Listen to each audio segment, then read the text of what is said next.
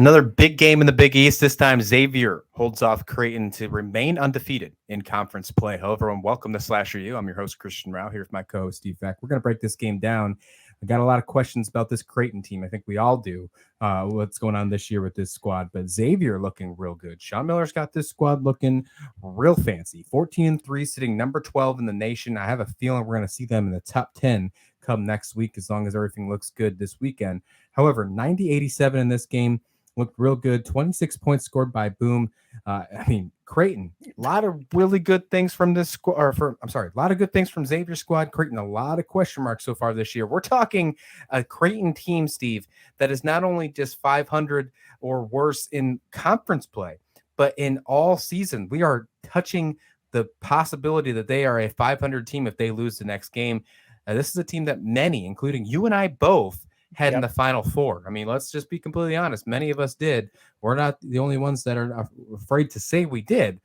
A lot of question marks for this team, a lot of disappointment. What's your thoughts on this game? What's your thought on those Blue Jays? And obviously, what's your thoughts on this fantastic hot streak of the Musketeers? I'm starting to go away from the theory that it's a hot streak by Xavier and that it's just Sean Miller waving his wand and working his magic like he always does. But that's Sully Boom. What a fun player to watch.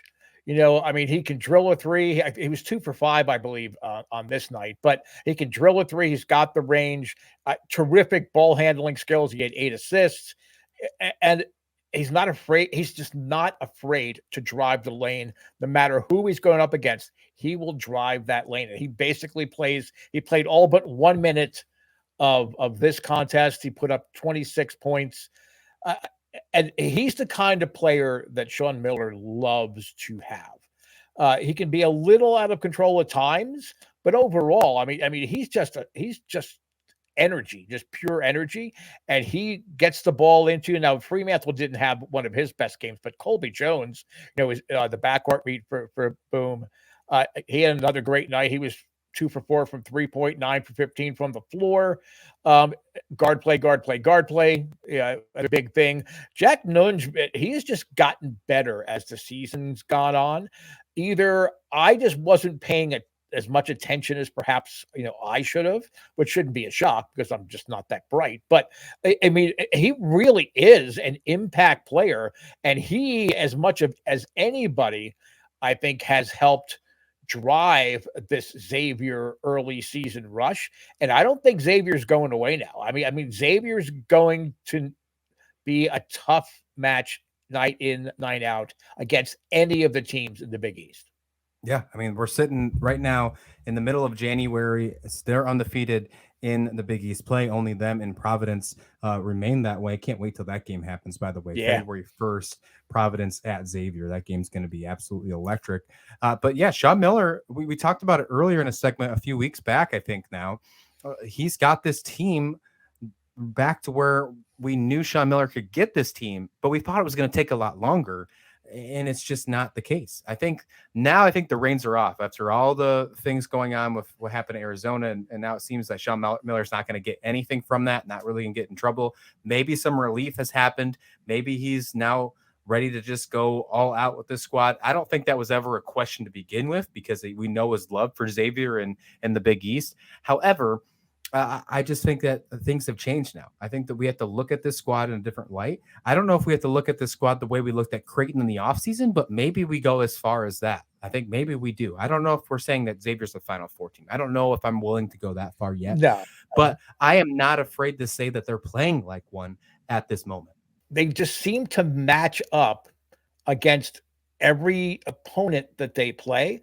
And it's not like they're going, 8, 9, 10 deep. I think they only played 7, tonight, if I'm not mistaken. And you have to point to the head coach. In college basketball, maybe more than any sport, pro or amateur collegiate, college basketball coaches can make an immediate impact and can make true visible impacts in game as well. And I think Sean Miller has found that joy again. I think he's loving coaching again. I don't know that he was loving his last 2 years at Arizona, despite the talent that he had there. I think that all of the outside chatter and static was kind of wear him down. But I think he's back home in a school, again, a smaller enrollment school in a power conference. I think he's now back home again. He's not having to worry about uh, unreal expectations at traditional powers. Xavier is the kind of program that he can mold in his image. So Xavier Final Four, yeah, I'm definitely not going there yet. Xavier deep tournament run, if they keep playing like this, absolutely.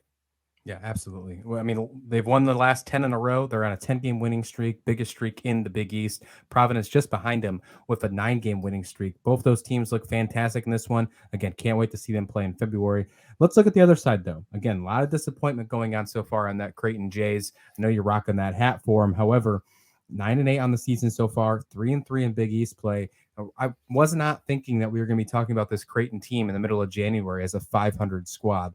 There's a lot No. of question marks I have with this team, and I think a lot of it revolves around, is Baylor Shireman enough? Because it doesn't seem like that's the case anymore. We thought that he was going to be able to really lead this squad. He's doing his part. For what we've seen, he scored 25 tonight.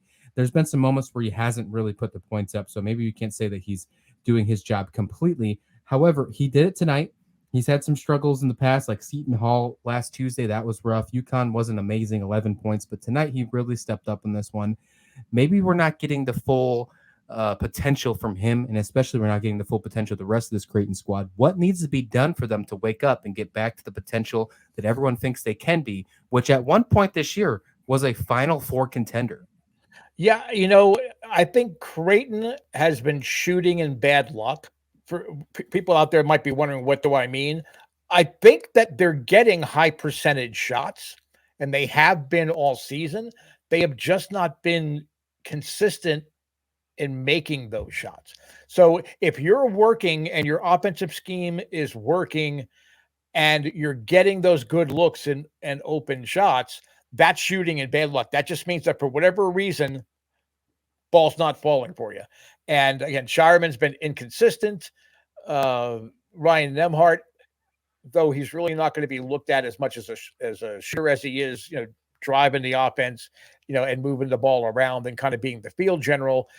He has had some bad shooting nights. But if you look at the starting five, everybody but Nemhart was well above 50% from the floor. All but Kalkenbrenner, and I'm not sure why Kalkbrenner is shooting 3-pointers, but all but Kalkbrenner was at least 30% or 33% from 3-point line. So Creighton's strength was better in this game, but I just don't know why they're not putting teams away. I think they had opportunities to put Xavier away earlier in this game, especially in the first half. But I'm perplexed. I mean, there's a lot of teams out there that I just cannot give an answer as to why they continue to struggle.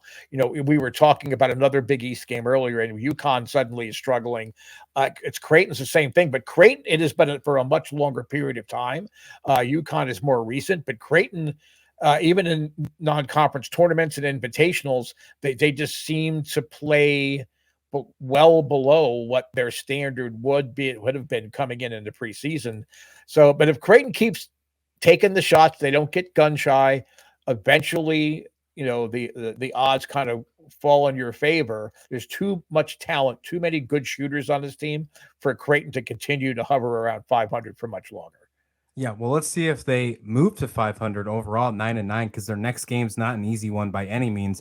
They got to take on Providence on Saturday, 2:00 Eastern, Fox Sports 1. Luckily for them, this is the only plus side in this one. It's at Creighton. Creighton's only lost one game. They're not heading into Providence, who hasn't lost at home, who one of the toughest places to play in all of college basketball. This one is in Creighton, so there's that aspect going for them. Can they get to 10 wins before they move to 500? That's the biggest question we have here. I think they have a good shot because it's home. Let's see if they can do it. This would be a great rebounding game bounce back for them to hand Providence their first loss in the Big East to get themselves back on the right track. That's really needs to be the case for the Blue Jays. As for As for Xavier, we talked about how great this team is. Well, they have another tough test. They have Marquette on Sunday, noon on Fox. We just saw Marquette beat UConn. Again, that was a fantastic game tonight. So Xavier and Marquette will face off. That should be a fantastic game. 14-4 Marquette versus 14-3 Xavier. Marquette's only lost one game so far in the Big East, and we've only seen Xavier so far with no losses. They're undefeated in this one. The only loss Marquette has so far in the Big East is to Providence, and it was in overtime, double overtime, might I add, 103-98. So this one could be a really good matchup. Then make sure we tuned in for that one. We'll have you covered here on Slasher U. Let us know your thoughts in the comment description below. What do you think about these two teams? You worried about Creighton? I think you should be. If you're not, then maybe go ahead and get your pulse checked. There's a lot of things worried about the Creighton Blue Jays. Let us know your thoughts in the comment description below. Hit like and subscribe while you're there. And thanks for watching Slasher U.